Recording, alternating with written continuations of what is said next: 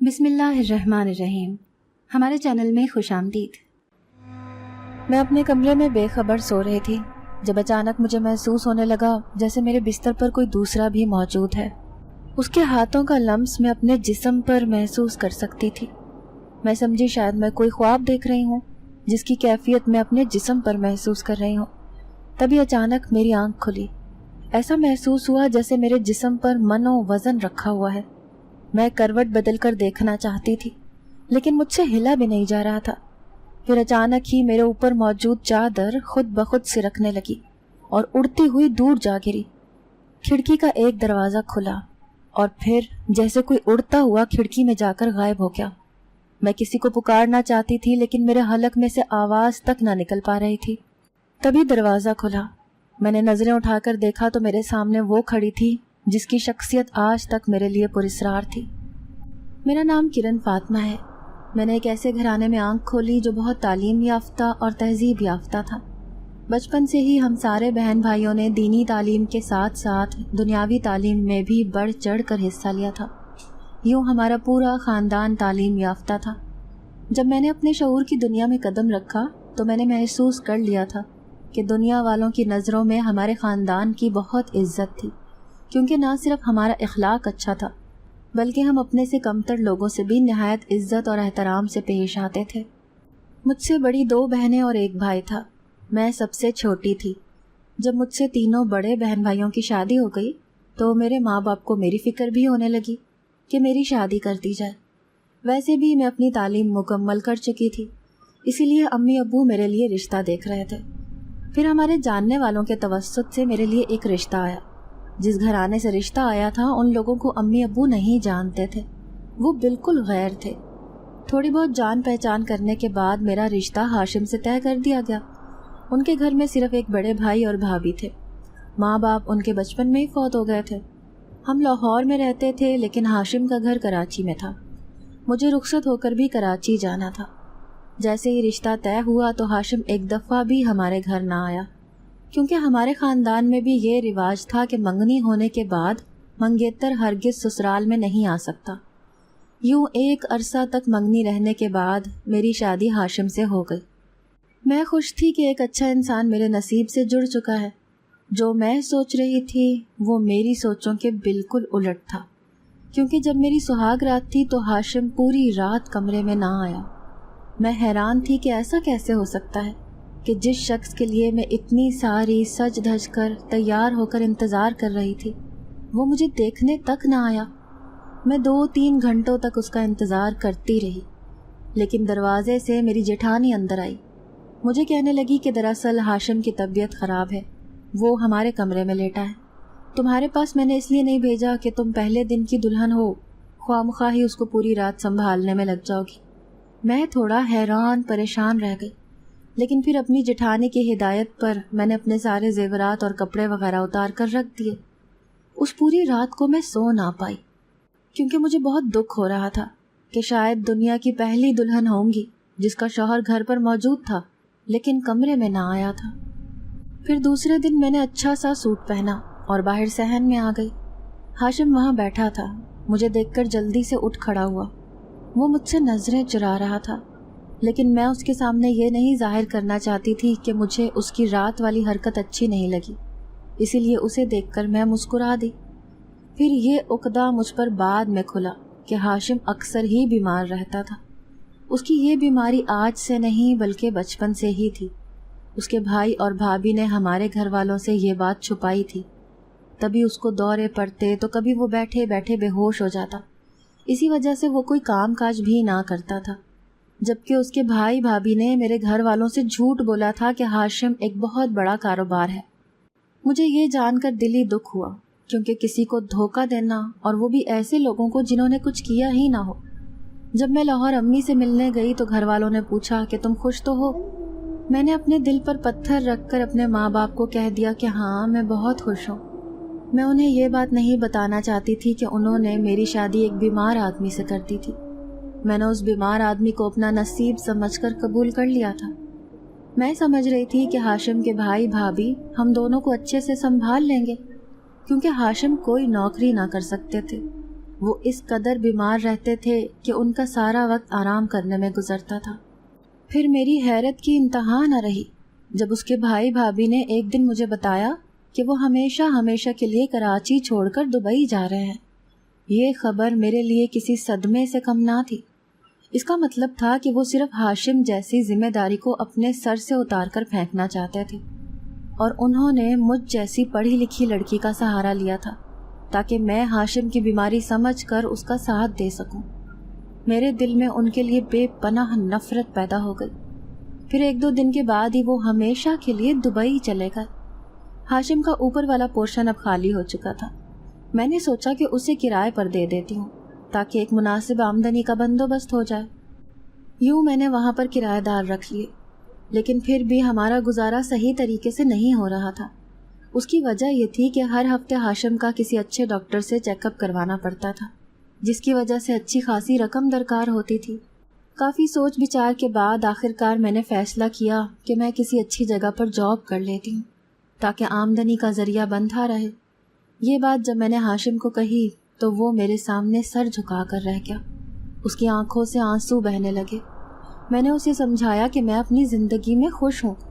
مجھے یہ بات جان کر دکھ ہوا تھا کہ مجھے اور میرے ماں باپ کو دھوکہ دیا گیا ہے، لیکن اب میں نے اپنی قسمت کا لکھا سمجھ کر یہ سب قبول کر لیا ہے۔ تم ہرگز اپنے دل پر بوجھ نہ ڈالو، میں تمہارا اچھے سے خیال رکھ سکتی ہوں۔ جلد ہی میں نے 1-2 جگہ انٹرویو دیا اور مجھے نوکری مل گئی۔ میری تنخواہ اچھی خاصی تھی کیونکہ میں نے یونیورسٹی تک تعلیم حاصل کی ہوئی تھی، اسی لیے مجھے ایک انٹرنیشنل کمپنی میں اچھے عہدے پر رکھ لیا گیا تھا۔ اب میں جاب بھی کر رہی تھی اور ہاشم کو بھی مجھے سنبھالنا تھا، اس لیے مجھے دونوں چیزوں کو بیلنس کرنے میں شدید مشکلات پیش آ رہی تھیں۔ 1 سال تو میں نے جیسے تیسے گزارا کر لیا، لیکن اب میں شدید پریشان ہونے لگی تھی کیونکہ ایک دن جب میں اپنی نوکری سے واپس لوٹی تو ہاشم بے ہوش نیچے فرش پر گرا پڑا تھا۔ کچھ بھی تھا، مجھے اس کی زندگی عزیز تھی کیونکہ وہ میرا شوہر تھا۔ اس کی یہ حالت دیکھ کر میں شدید پریشان ہو گئی۔ پھر میں سوچنے لگی کہ کیوں نہ میں ہاشم کے لیے کسی ملازمہ کا بندوبست کر لیتی ہوں تاکہ میری غیر موجودگی میں وہ ہاشم کا خیال رکھ سکے۔ ایک دن چھٹی والے دن جب میں شام کو اپنے گھر پر بیٹھی تھی، اچانک کسی نے دروازہ بجایا۔ میں نے جیسے ہی دروازہ کھولا تو میرے سامنے ایک حسین کم عمر لڑکی کھڑی تھی جس کی عمر بمشکل 18 سال ہوگی۔ وہ اچھی خاصی خوش شکل لڑکی تھی۔ وہ مجھ سے کھانا مانگ رہی تھی۔ اس کی خوبصورت شکل اور اچھے خاصے کپڑوں سے وہ کہیں سے مانگنے والی نہیں لگ رہی تھی۔ پھر میں نے نہ جانے کیا سوچ کر اسے اندر بلا لیا۔ اس کے ہاتھ میں ایک چھوٹی سی گٹھڑی تھی، شاید وہ کسی گاؤں دیہات سے یہاں آئی تھی۔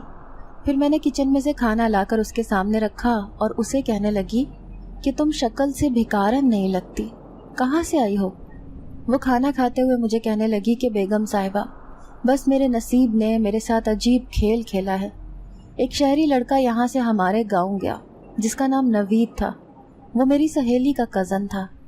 میں اس کے پیار کے چکر میں پڑ کر اپنے گاؤں سے بھاگ کر یہاں آ گئی، لیکن اس نے مجھے یہاں پہچاننے سے بھی انکار کر دیا اور مجھے دھکے دے کر اپنے گھر سے نکال دیا۔ اب میں ماری ماری پورے شہر میں پھر رہی تھی، گھر بھی واپس نہیں جا سکتی تھی کیونکہ میرے اماں ابا نے تو مجھے دیکھتے ہی جان سے مار دینا ہے۔ 2 دن سے بھوکی تھی۔ آپ کتنی اچھی اور نیک عورت ہیں، آپ نے مجھے کھانا دیا۔ وہ میرے سامنے شکر گزار ہو رہی تھی۔ میں اسے دیکھتے ہوئے کچھ سوچ رہی تھی۔ پھر میں اسے کہنے لگی کہ مجھے ایک کام کرنے والے کی ضرورت ہے۔ اگر تمہارے پاس کوئی ٹھکانہ نہیں ہے تو تم یہاں پر رہ سکتی ہو، لیکن جو میں تم سے کہوں گی تمہیں وہ ماننا ہوگا۔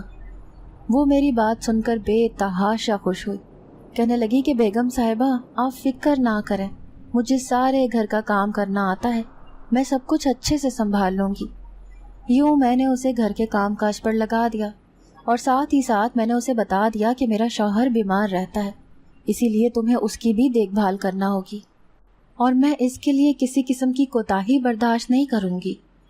اب میں نے اسے ملازمہ کے طور پر رکھ تو لیا تھا، لیکن میں سوچ رہی تھی کہ کہیں وہ لوگ یہ باتیں نہ بنائیں کہ میں نے ایک جوان لڑکی کو اپنی غیر موجودگی میں اپنے شوہر کے پاس چھوڑا ہوا ہے۔ پھر آخر کار میں نے اس کا ایک حل نکالا۔ وہ لڑکی جس کا نام بانو تھا، میں اسے کہنے لگی کہ بانو، میں تمہیں ہمیشہ ہمیشہ کے لیے اس گھر میں رکھنا چاہتی ہوں۔ مجھے معلوم ہے کہ اب تمہارے پاس کوئی ٹھکانہ نہیں ہے، اسی لیے میں تمہارے مستقل ٹھکانے کا بندوبست کر رہی ہوں۔ میری یہ بات سن کر وہ حیرت سے مجھے دیکھ رہی تھی۔ پھر میں نے آخر کار دل پر پتھر رکھ کر اس سے کہا کہ میں اپنے شوہر کی دوسری شادی تم سے کرنا چاہتی ہوں، کیونکہ اس گھر کو میں چلا رہی ہوں اور میں نوکری کی وجہ سے اپنے شوہر کا صحیح سے خیال نہیں رکھ پا رہی۔ تم ایک جوان لڑکی ہو، اگر میں نے بنا کسی رشتے کے تمہیں اس گھر میں مستقل رکھ لیا تو لوگ مجھ پر طرح طرح کی باتیں بنائیں گے۔ اسی لیے اس کا واحد حل یہی ہے کہ تم میرے شوہر کی دوسری بیوی بن جاؤ۔ میں اپنی خوشی سے تمہیں اپنی سوتن بنا رہی ہوں۔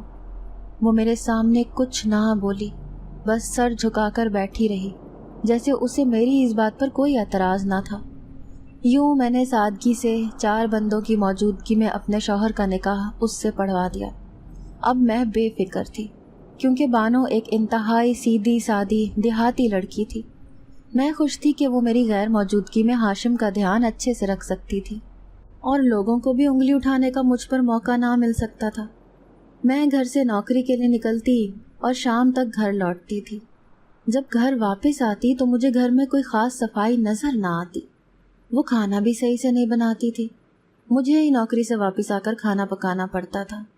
اس کی یہ حالت دیکھ کر مجھے غصہ بھی آتا تھا، لیکن میں برداشت کر جاتی۔ پھر ایک دن جب میں الماری میں اپنے کاغذات ڈھونڈ رہی تھی تو یہ دیکھ کر میرے دل کو دھچکا لگا جب میں نے اپنے سارے قیمتی زیورات غائب پائے۔ میں سوچ بھی نہیں سکتی تھی کہ وہ لڑکی اس قدر چور نکلے گی۔ بانو کے علاوہ کسی نے بھی یہ زیورات چوری نہ کیے تھے۔ پھر میں نے غصے سے چیخ کر اسے بلایا۔ میں اسے کہنے لگی کہ تم نے میری الماری سے زیورات نکالے ہیں۔ وہ اپنے ماں باپ کی قسم اٹھانے لگی۔ مجھے کہنے لگی کہ بیگم صاحبہ، مجھ سے کسی بات کی بھی قسم اٹھا لیں، میں نے آپ کے زیورات نہیں اٹھائے، بھلے سے آپ میری جانچ پڑتال کر لیں۔ اب میں اس کا سامان کھول کھول کر دیکھ رہی تھی، لیکن وہ زیورات کہیں بھی موجود نہ تھے۔ پھر دل بھی کہہ رہا تھا کہ اگر یہ زیورات چوری کرتی تو یہاں پر تو ہرگز نہ ٹک سکتی تھی۔ میرے قیمتی زیورات یوں گھر سے چوری ہو جائیں گے، مجھے یہ پتہ نہ تھا۔ دل تو بہت دکھ رہا تھا، لیکن یہی سوچ کر صبر کر لیا کہ شاید اسی میں خدا کی مصلحت تھی۔ اب بانو اچھے طریقے سے ہاشم کا خیال رکھ رہی تھی، میں ہاشم کی طرف سے بے فکر ہو گئی تھی۔ پھر ایک دن کچھ ایسا ہوا جس نے مجھے چونکا دیا۔ اس دن تھکن کے مارے میری بری حالت ہو رہی تھی۔ دل چاہ رہا تھا کہ کوئی میرے جسم کو اچھے طریقے سے دبا دے، کیونکہ آج کل آفس میں کام زیادہ تھا، جس کی وجہ سے میں بہت تھک جاتی تھی۔ ابھی مجھے سوئے ہوئے تھوڑی ہی دیر ہوئی تھی کہ اچانک مجھے اپنے پیروں پر کسی کے نرم نرم ہاتھ محسوس ہونے لگے۔ میں ان ہاتھوں کا لمس محسوس کر کے جاگ گئی۔ پھر میں نے جیسے ہی چادر ہٹا کر دیکھا تو میں حیران رہ گئی، کیونکہ بانو میرے پاؤں کے پاس بیٹھی انہیں دبا رہی تھی۔ پھر میں بانو کو کہنے لگی کہ یہ کیا کر رہی ہو تم، چھوڑ دو۔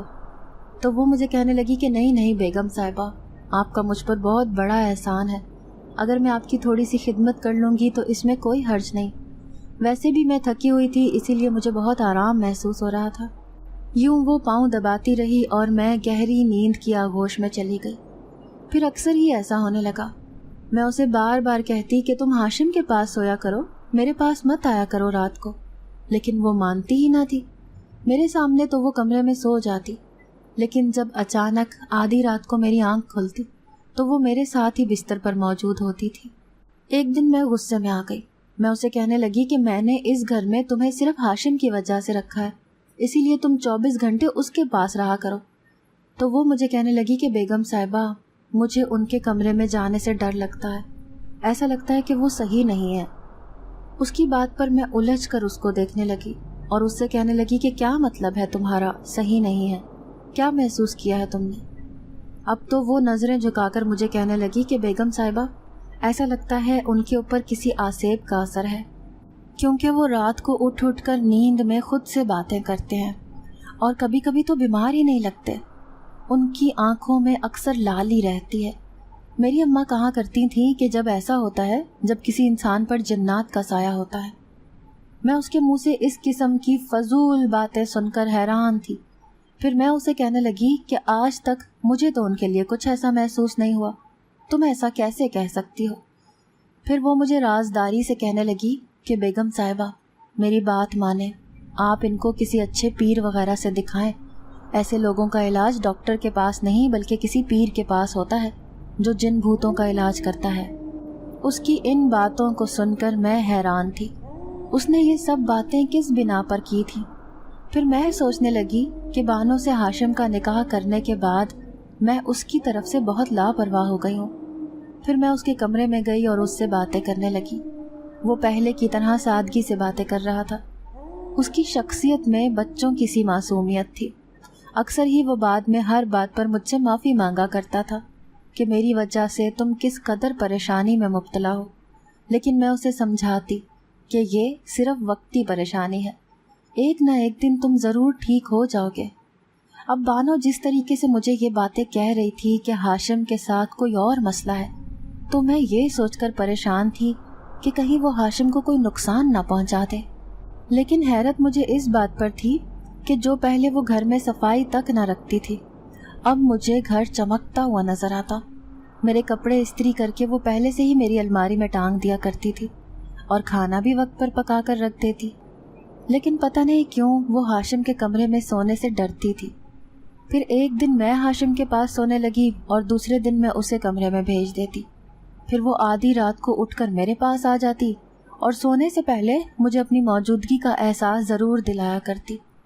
میں اکثر ہی اسے اچانک سے اپنے کمرے میں دیکھ کر گھبرا جاتی تھی۔ وہ کبھی مجھے کہتی کہ بیگم صاحبہ میں آپ کے بالوں میں مالش کر دوں، تو کبھی کہتی میں آپ کے پاؤں دبا دیتی ہوں۔ میرے دل میں مچلنے والی خواہشوں کو وہ نہ جانے کس طرح پہچان لیا کرتی تھی۔ میں اکثر تھکی ہوئی آفس سے گھر لوٹتی تھی، لیکن وہ میرا چہرہ دیکھ کر پہچان جاتی کہ آج میری کس قدر بری حالت ہے۔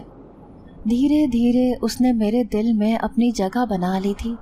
اب میں بھی اس کی باتوں میں آ کر ہاشم کی طرف سے متنفر ہونے لگی۔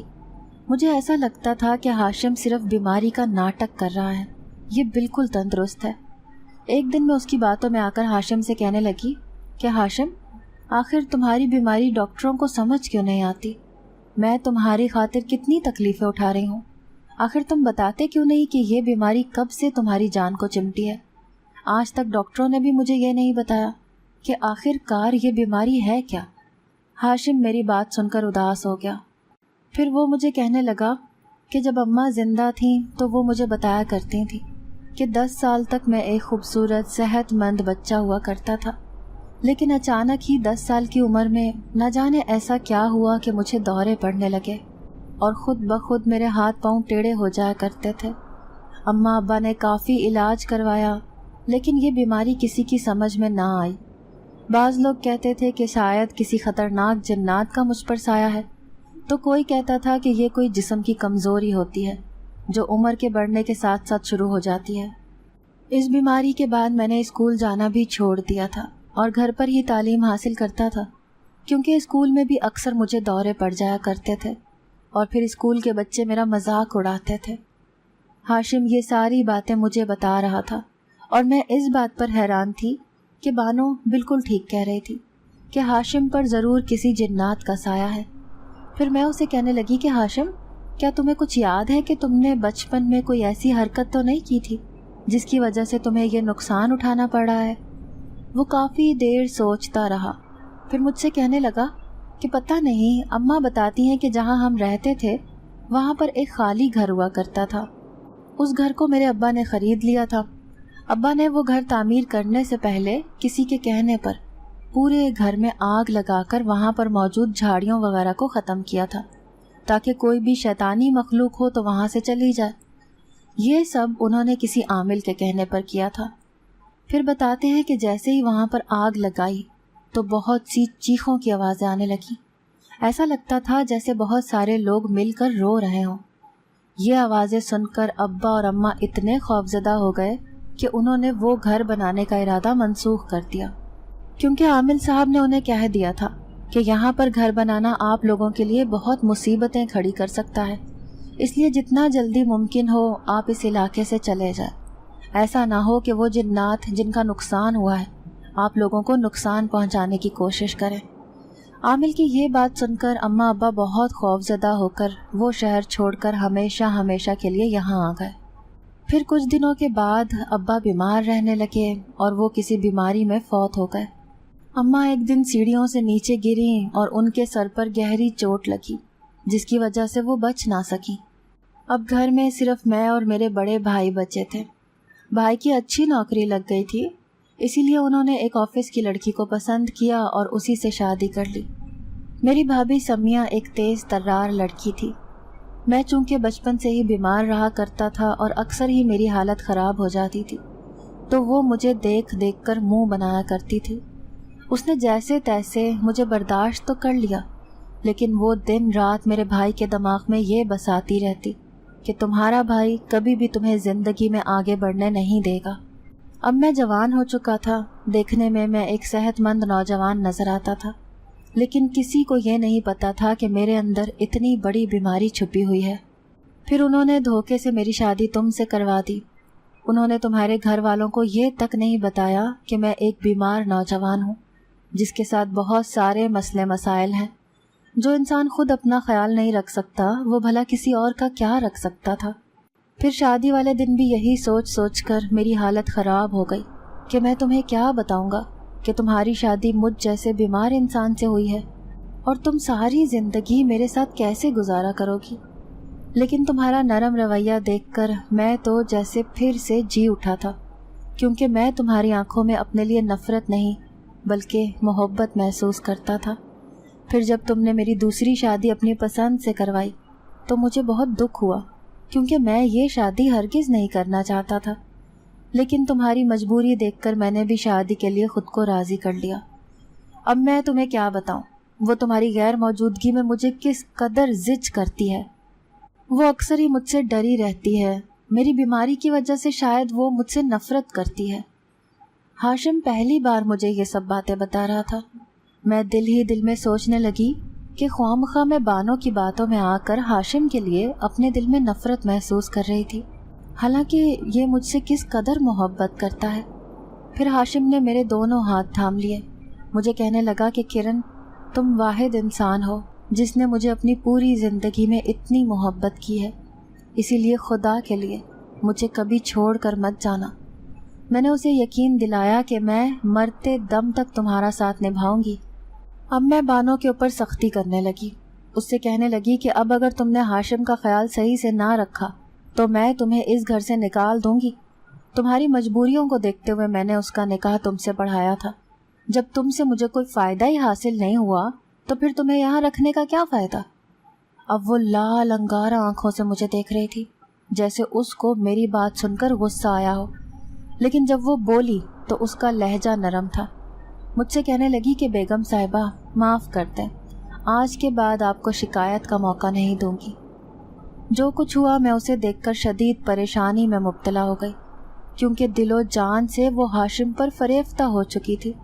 اب اگر میں اسے کہتی کہ تم آج میرے کمرے میں سو جانا، میں ہاشم کے پاس رکتی ہوں، تو وہ مجھے صاف انکار کر دیتی، کہتی مجھے ان کے بغیر نیند نہیں آتی، اسی لیے میں اس کمرے میں نہیں سوں گی۔ وہ میرے سامنے ہر وقت ہاشم سے بے تکلف ہوتی رہتی، روزانہ نئے نئے کپڑے پہن کر ہاشم کے سامنے تیار ہوتی اور پھر اسی کے کمرے میں روزانہ سونے چلی جاتی۔ وہ لڑکی دیہات سے آئی تھی، لیکن اس نے اپنے آپ کو اس قدر تبدیل کر لیا تھا کہ میں اسے دیکھ کر حیران تھی۔ دھیرے دھیرے مجھے محسوس ہوتا جا رہا تھا کہ وہ دونوں آپس میں خوش رہنے لگے ہیں۔ میں اس گھر کو چلا رہی تھی، لیکن مالکن وہ بننے کی کوشش کر رہی تھی۔ پھر دھیرے دھیرے ہاشم ٹھیک ہونے لگا۔ ایک دن وہ مجھ سے کہنے لگا کہ اب میری حالت ایسی ہے کہ میں نوکری کر سکتا ہوں، اسی لیے تم آج سے نوکری ہرگز نہ کرو گی۔ پھر اس نے ایک بڑی اچھی کمپنی میں نوکری ڈھونڈ لی اور کام کرنے لگا۔ میں اور بانو گھر پر ہی رہا کرتے تھے۔ میں دیکھ رہی تھی کہ جیسے ہی ہاشم نوکری سے واپس آتا تو وہ فوراً اسے لے کر کمرے میں چلی جاتی اور میں صرف ان دونوں کا منہ دیکھتی رہ جاتی۔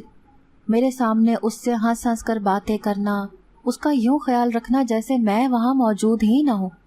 اب مجھے لگ رہا تھا کہ میں نے ہاشم کی دوسری شادی کروا کر کس قدر غلطی کی تھی۔ بانو کے رنگ مکمل بدل چکے تھے، کہاں وہ ایک دیہاتی لڑکی، اور اب اسے دیکھ کر ایسا لگتا ہے جیسے وہ بہت ماڈرن ہو۔ اس نے شہر کے تمام نئے فیشن کرنا سیکھ لیے تھے۔ ہاشم کو میں دیکھ دیکھ کر حیران ہوتی کہ وہ کس قدر بدل چکا تھا۔ میں نے اس کی بیماری میں ہر طرح سے اس کا خیال رکھا تھا، لیکن اب وہ مجھے نظر بھر کر نہ دیکھتا تھا۔ بانو کی محبت نے اس کا دماغ بالکل سن کر دیا تھا۔ اب میں رات بھر اپنے کمرے میں اکیلی لیٹی رہتی اور ان کے ہنسنے بولنے کی آوازیں میرے کانوں میں آتی۔ کبھی کبھی میرا بھی دل چاہتا کہ میں یہ سب کچھ چھوڑ چھاڑ کر اس گھر سے چلی جاؤں، کیونکہ اس گھر کو بسانے میں جتنی محنت میں نے کی تھی شاید کوئی بھی نہ کرتا۔ ہاشم جب بیمار تھا تب بھی اچھا خاصا دکھتا تھا، لیکن صحیح ہونے کے بعد تو جیسے اس کی شخصیت نکھر گئی تھی۔ شاید اس کی یہی خوبصورتی دیکھ کر بانو بھی میری طرح دیوانی ہو گئی تھی۔ پھر ایک دن تو حد ہو گئی جب صبح ہونے کے باوجود ان کے کمرے کا دروازہ نہ کھلا۔ میں سمجھ گئی کہ وہ دونوں صرف مجھے جلانے کے لیے یہ سب کچھ کر رہے تھے۔ پھر میں غصے میں اٹھی اور ہمیشہ ہمیشہ کے لیے اس گھر کو چھوڑ کر جانے کا فیصلہ کر لیا۔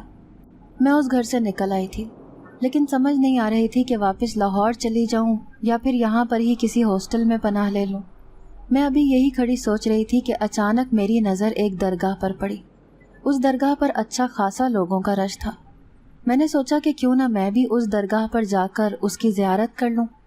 یہی سوچ کر میرے قدم اس طرف اٹھ گئے تھے۔ جیسے ہی میں درگاہ کی سیڑھیاں چڑھنے لگی تو مجھے سیڑھیوں پر بیٹھی ہوئی ایک کم عمر لڑکی دکھائی دی۔ اس نے چہرہ تھوڑا سا چھپایا ہوا تھا، وہ حلیے سے بھی کوئی بیکارن نظر آتی تھی، لیکن اس کا آدھا چہرہ دیکھ کر ایسے لگ رہا تھا جیسے یہ ایک جانا پہچانا چہرہ ہے۔ تبھی میں نے اسے غور سے دیکھا۔ اچانک اس کے چہرے سے نقاب اترا تھا، جیسے میرے قدموں تلے سے زمین نکل گئی، کیونکہ وہ لڑکی کوئی اور نہیں بلکہ بانو تھی۔ بانو کو تو ابھی میں ہاشم کے ساتھ اس کے کمرے میں چھوڑ کر آئی تھی، تو پھر یہ یہاں کیا کر رہی تھی، وہ بھی اس بیکارن کے حلیے میں؟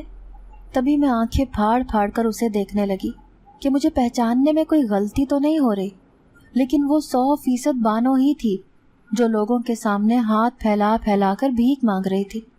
پھر میں اس کے پاس گئی اور اس سے کہنے لگی کہ بانو، تم یہاں کیا کر رہی ہو؟ اس نے جیسے مجھے پہچانا تو وہ اٹھ کر وہاں سے بھاگنے لگی۔ اب میں پاگلوں کی طرح اس کے پیچھے بھاگ رہی تھی اور اسے رکنے کا کہہ رہی تھی، لیکن وہ مجھ سے شدید خوفزدہ تھی، جیسے اس نے نہ جانے ایسا کیا جرم کیا تھا جس سے وہ بھاگنے کی کوشش کر رہی تھی۔ آخر کار وہ بھاگتے بھاگتے نیچے گر پڑی اور میں اس کے سر پر پہنچ گئی۔ اب میں نے سختی سے اس کا بازو پکڑ لیا۔ پھر میں اس سے کہنے لگی کہ آخر تم ایسے کیوں بھاگ رہی ہو؟ پھر اس نے میرے آگے ہاتھ جوڑے، مجھے روتے روتے کہنے لگی کہ بیگم صاحبہ مجھے معاف کر دیں، نوید کی باتوں میں آ کر میں نے آپ کے وہ زیورات چوری کیے تھے، لیکن نوید نے مجھ سے ایک بار پھر بے وفائی کی اور وہ سارے زیورات لے کر وہ پنجاب بھاگ گیا۔ میں آپ کی مجرم ہوں، لیکن خدا کے لیے مجھے پولیس کے حوالے مت کیجیے گا۔ وہ یہ کیا باتیں کر رہی تھی مجھے کچھ سمجھ میں نہ آئی۔ وہ ان زیورات کا کہہ رہی تھی جو میرے گھر سے چوری ہوئے تھے۔ پھر میں بانو کو کہنے لگی کہ یہ کیا کہہ رہی ہو تم، کون سے زیورات؟ میں نے جب تم سے پوچھا تھا تو تم نے منع کر دیا تھا کہ میرے پاس کوئی زیورات نہیں ہے۔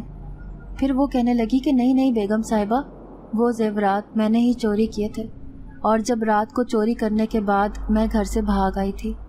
یہ سب میں نے نوید کے کہنے پر کیا تھا، کیونکہ آپ اس گھر میں اکیلی رہتی تھیں، اسی لیے نوید نے اور میں نے پلان بنایا تھا کہ آپ کی غیر موجودگی میں آپ کے گھر کا صفایا کر دیتے ہیں۔ یہی سوچ کر میں نے آپ کے قیمتی زیورات چرائے تھے۔ میں اس کے لیے آپ کے سامنے شرمندہ ہوں اور آپ سے معافی مانگتی ہوں۔ میں اس کی ساری باتوں پر الجھ رہی تھی۔ وہ مجھے کہہ رہی تھی کہ اس کا عاشق نوید اس سے زیورات چھین کر فرار ہو چکا تھا، اور جب سے وہ اس درگاہ پر رہ کر بھیک مانگ کر اپنا گزارا کر رہی تھی۔ تو اگر یہ اس طرح سے بھکارن بن کر رہ رہی تھی تو آخر بانو کے روپ میں وہ کون تھی جو میرے گھر پر اتنے دنوں سے رہ رہی تھی؟ اب میرے قدم ایک بار پھر سے گھر کی طرف اٹھ رہے تھے، لیکن اس بار میں اکیلی نہیں تھی بلکہ بانو بھی میرے ساتھ تھی۔ میں اسے کچھ بھی نہیں کہہ رہی تھی، جبکہ وہ مسلسل مجھ سے معافیاں مانگ رہی تھی۔ پھر میں نے بانو کو خاموش رہنے کا اشارہ کیا اور خود چپکے سے گھر کے اندر گھس گئی۔ اسے میں نے اپنے کمرے میں چھپا دیا اور خود ہاشم کے کمرے میں پہنچ گئی۔ دوسری بانو ہاشم کے ساتھ موجود تھی۔ آج اس نے گہرے سرخ رنگ کا لباس پہنا ہوا تھا اور زیورات سے اپنے آپ کو بے تحاشا سجایا ہوا تھا۔ میرے دل میں خطرے کی گھنٹیاں بجنے لگیں اور مجھے وہ باتیں یاد آنے لگیں جو ہاشم نے مجھے بتائی تھیں کہ اس کے اوپر کسی آسیب کا سایہ ہے۔ اس کا مطلب تھا کہ وہ بانو کی طرح دکھنے والی لڑکی جن زادی تھی۔ پھر کمرے میں پہنچ کر میں نے جو منظر دیکھا اسے دیکھ کر میرے ہوش اڑ گئے، کیونکہ اس لڑکی نے ماتھے پر سندور لگا رکھی تھی اور وہ ہاشم کے قدموں میں بیٹھ کر نہ جانے کیا پڑھ رہی تھی۔ اس کا یوں ماتھے پر سندور لگانا مجھے سمجھ نہیں آ رہا تھا۔ پھر میں ایک دم ہاشم کے پاس پہنچی اور اسے کہنے لگی کہ ہاشم چلو میرے ساتھ، یہ لڑکی بانو نہیں بلکہ کوئی اور ہے۔ جس لڑکی بانو سے میں نے تمہاری شادی کروائی تھی وہ گھر چھوڑ کر کب کی یہاں سے چلی گئی تھی۔ اس نے ہم دونوں کے بیچ میں دراڑیں ڈال دی ہیں۔ یہ لڑکی بانو نہیں ہے بلکہ یہ ایک جن زادی ہے۔ تبھی اس جن زادی کے لمبے لمبے بال ہوا میں بکھرے اور غضبناک نظروں سے وہ مجھے دیکھنے لگی۔ اب اس نے اپنی شکل تبدیل کر لی۔ اس کی اصل شکل انتہائی خوفناک تھی۔ دوسری طرف بانو بھی میرے پیچھے پیچھے پہنچ چکی تھی۔ ہاشم یہ دیکھ کر انتہائی خوفزدہ ہو رہا تھا۔ پھر وہ جن زادی کہے لگا لگا کر ہنسنے لگی اور ہاشم سے کہنے لگی کہ تمہاری زندگی میں کوئی بھی عورت آئے گی تو میں اسے جان سے مار ڈالوں گی، کیونکہ میں نے تم سے جب ہی شادی کر لی تھی جب تمہارے ماں باپ نے میرے پتی کو جلا کر راکھ کر دیا تھا۔ میں نے بھی سوچ لیا تھا کہ تمہارے پورے خاندان کو برباد کر کے رکھ دوں گی۔ تمہارے ماں باپ کو تو کسی نہ کسی جگہ میں نے اوپر پہنچا دیا تھا، لیکن تم جیسے جیسے جوان ہوتے گئے ویسے ویسے میرے دل میں تمہاری محبت پیدا ہونے لگی، کیونکہ تم انتہائی خوبصورت نوجوان دکھتے تھے۔ میں تمہیں دنیا کی نظروں میں بیمار ظاہر کر کے ہمیشہ ہمیشہ کے لیے تمہارے ساتھ رہنا چاہتی تھی۔ اسی لیے میں چاہتی تھی کہ کسی پر بھی تمہاری نظر نہ پڑ سکے، لیکن پھر بھی تم نے شادی کر لی، اور وہ بھی اس لڑکی کے ساتھ جو مجھ سے زیادہ تم سے محبت کرنے لگی، اور اسی محبت کے آگے مجبور ہو کر اس نے ایک اور لڑکی بھی تم پر مسلط کروا دی۔ یہ مجھ سے کسی صورت برداشت نہیں ہو رہا تھا، اسی لیے میں نے اس لڑکی کے بھاگنے کے بعد اس لڑکی کا روپ اپنا لیا اور تمہاری زندگی میں داخل ہو گئی۔ میں تمہاری اس نام نہاد پتنی کو یہاں سے بے دخل کر دینا چاہتی ہوں، کیونکہ تم صرف میرے ہو۔ اس لیے فوراً ان دونوں کو یہاں سے دفع کرو، کیونکہ میں ساری زندگی تمہاری جان نہیں چھوڑوں گی۔ جب سے میرا پتی مرا ہے میں نے تمہیں دل سے اپنا پتی مان لیا ہے۔ وہ جن زادی جس طریقے سے باتیں کر رہی تھی اسے دیکھ کر یہی لگ رہا تھا کہ وہ ایک مسلمان نہیں بلکہ ایک ہندو جن زادی ہے، جو ہاشم پر آج سے نہیں بلکہ بچپن سے ہی فریفتہ تھی۔ بانو یہ سب کچھ دیکھ کر ہم سے خوفزدہ ہو کر اس گھر سے بھاگ گئی۔ ہاشم بھی شدید بے بس نظر آ رہا تھا۔ پھر میں اس سے کہنے لگی کہ شاید تم کسی بیوی کی طاقت نہیں جانتی ہو، یہ میرا شوہر ہے اور ہمیشہ میں اس کی حفاظت کے لیے اس کے ساتھ کھڑی رہوں گی۔ اس لیے تمہاری بھلائی اسی میں ہے کہ تم اسے چھوڑ کر ہمیشہ کے لیے اس کی زندگی سے چلی جاؤ، ورنہ مجھے دوسرا طریقہ اختیار کرنا ہوگا جس سے تمہیں نقصان پہنچنے کا بھی خدشہ ہے۔ میں اسے بھرپور ڈرانے کی کوشش کر رہی تھی، لیکن وہ غصے میں آگ بگولا ہو گئی۔ پھر دل ہی دل میں نے آیت الکرسی پڑھنا شروع کی اور اس جن زادی کے اوپر پھونک دی۔ اس پر جیسے کسی نے راکھ ڈال دی ہو، بری طرح سے تڑپنے لگی اور ہماری نظروں سے غائب ہو گئی۔ اب مجھے 100% یقین ہو گیا تھا کہ ہاشم کے ساتھ ضرور بچپن سے یہی مسئلہ تھا۔ پھر وہ مجھے بتانے لگا کہ کس طرح اس جن زادی نے میرا دماغ سن کر کے رکھ دیا تھا کہ اس کے سوا مجھے کوئی چیز بھی دکھائی نہ دے رہی تھی، حالانکہ اس نے تمہاری محبت پر بھی پردہ ڈال دیا تھا، جس کی وجہ سے میں تمہارے ساتھ نہایت عجیب برتاؤ کر رہا تھا۔ پھر میں اپنے شوہر ہاشم کو تسلیاں دینے لگی، اس سے کہنے لگی کہ ہاشم فکر نہ کرو، مجھے اس جن زادی سے تمہاری جان چھڑوانی ہے۔ میری نظر میں ایک بہت بڑا عامل ہے جو ان بھوتوں پریتوں کا علاج کرتا ہے۔ مجھے یقین ہے کہ وہ عامل تمہارا علاج کر کے ہمیشہ کے لیے تمہاری جان کو اس خوفناک جن زادی سے چھڑوا دے گا۔ رات بھر میں اور ہاشم خوف کے مارے جاگتے رہے۔ ایسا لگ رہا تھا جیسے ابھی وہ جن زادی بانو کا روپ اختیار کر کے ہمارے سامنے آ جائے گی۔ جیسے ہی صبح ہوئی تو میں فوراً ہاشم کو لے کر اس عامل کے پاس پہنچ گئی۔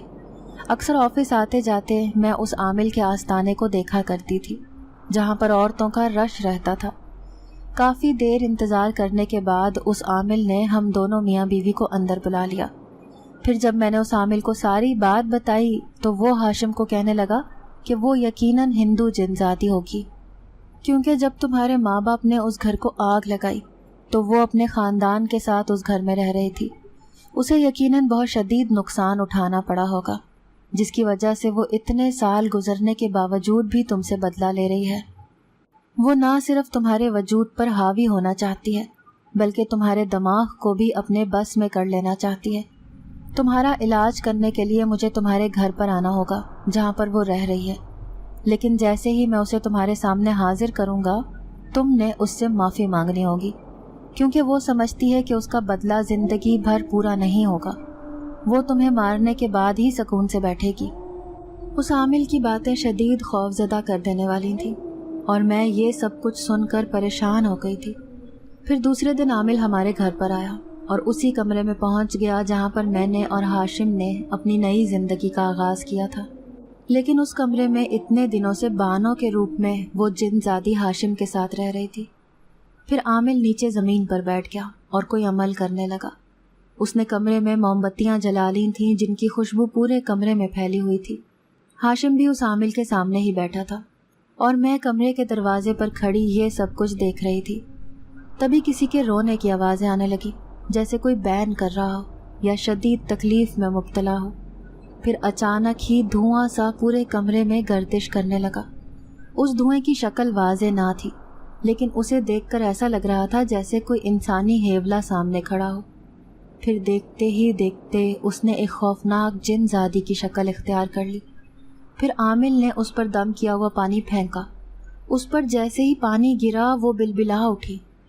پھر عامل اس سے کہنے لگا کہ اتنے سالوں سے تو نے اس انسان کی زندگی برباد کی ہوئی ہے، آخر تیرا بدلہ ابھی تک پورا نہیں ہوا جو تو نے اس کی جان کو یوں اپنے بس میں جکڑا ہوا ہے. میری بات مان، اسے چھوڑ کر یہاں سے ہمیشہ ہمیشہ کے لیے چلی جاؤ، ورنہ میں تمہیں یوں قید کروں گا کہ تم چاہ کر بھی اپنی جان نہ چھڑوا سکو گی. عامل کی بات پر وہ جن زادی چیخنے لگی اور عامل سے کہنے لگی کہ کیوں چھوڑ کر جاؤں میں اس کی جان. اس کے باپ نے میرے پورے خاندان کو برباد کر کے رکھ دیا تھا. میں اگر اس گھر میں موجود ہوتی تو شاید ختم ہو گئی ہوتی، لیکن میں اس دن ایک عمل کرنے کے لیے اپنے قبیلے گئی ہوئی تھی. جب واپس آئی تو سب کچھ ختم ہو چکا تھا. میری نظروں کے سامنے سوائے راکھ کے ڈھیر کے کچھ نہ تھا.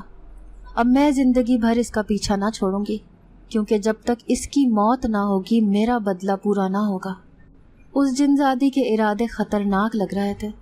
پھر عامل نے مجھے اشارہ کیا کہ کمرے کا دروازہ بند کر کے میں باہر چلی جاؤں. میں نے کمرے کا دروازہ تو بند کر دیا، لیکن ہاشم اندر ہی تھا. نہ جانے وہ جن زادی اس کے ساتھ کیا کرنے والی تھی. پھر تیز تیز چیخوں کی آوازیں میرے کانوں میں گونجنے لگیں. کوئی تکلیف سے چلا رہا تھا. کبھی ہاشم کے چیخنے کی آوازیں آتی تو کبھی اس جن زادی کی. شاید وہ عامل کوئی بہت خطرناک عمل کر رہا تھا جس کی وجہ سے دونوں ہی تکلیف میں مبتلا تھے. پھر میں دیکھ کر ڈر گئی جب دروازے کی جھریوں سے دھواں نکلنے لگا. اس کا مطلب تھا کہ پورا کمرہ دھوئیں سے بھرا ہوا تھا. میں دروازہ بھی نہ کھول سکتی تھی، کہیں اس عامل کا عمل ضائع نہ ہو جائے. کافی دیر تک یہی سب چلتا رہا. پھر آخر کار دروازہ کھلا. وہ عامل باہر آیا.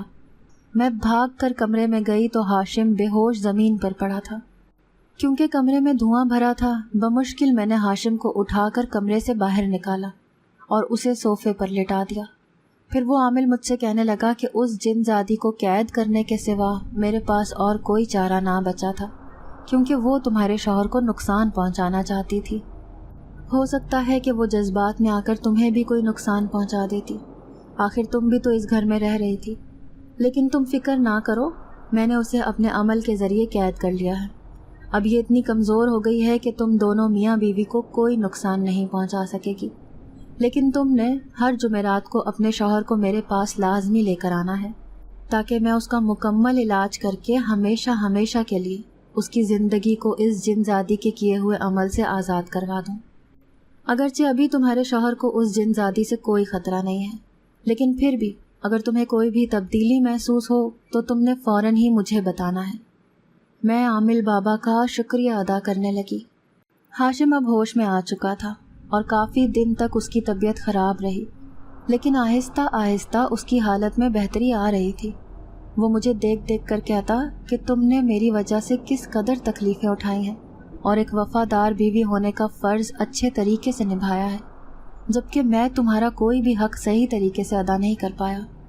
میں اسے تسلی دے کر کہنے لگی کہ زندگی میں ہر انسان کے ساتھ مشکلات جڑی ہوتی ہیں۔ میری زندگی تو پھر بھی اتنی مشکل نہ تھی، لیکن تمہاری زندگی دیکھو، بچپن سے ہی کتنی مشکلات میں گھری تھی۔ تم نے نہ تو صحیح طریقے سے اپنے بچپن کو انجوائے کیا، نہ ہی جوانی کو۔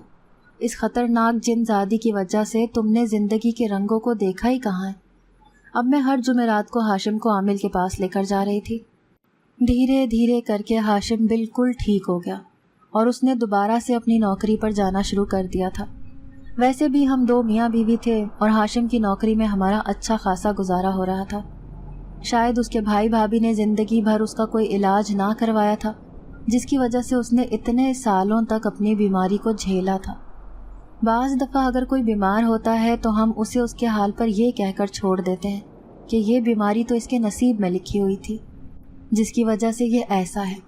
لیکن میں ایک پڑھی لکھی اور سمجھدار لڑکی تھی، اسی لیے میں نے ان سارے معاملات کو اپنے طریقے سے سنبھالا تھا۔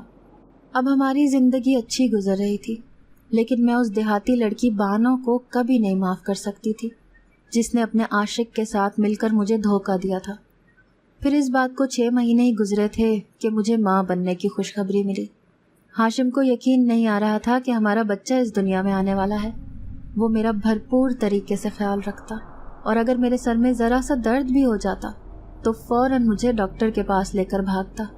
بے شک میں ان ساری محبتوں کی حقدار تھی، کیونکہ میں نے بھی اپنی شادی شدہ زندگی کا حسین وقت ہاشم کی بیماری میں اس کو سنبھالنے میں گزار دیا تھا۔ زندگی ہم دونوں میاں بیوی کے اوپر مہربان ہو چکی تھی۔ پھر میری گود میں اذان کی شکل میں ایک ننھا سا پھول کھل اٹھا تھا، جس نے ہماری ازدواجی زندگی کو مزید خوشگوار بنا دیا تھا۔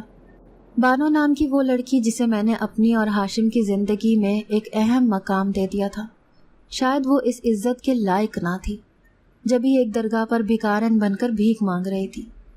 وقت نے آہستہ آہستہ ساری ناخوشگوار یادوں کو دل پر سے مٹا دیا تھا، اور ہم اپنے حال میں بے انتہا خوش زندگی گزار رہے تھے۔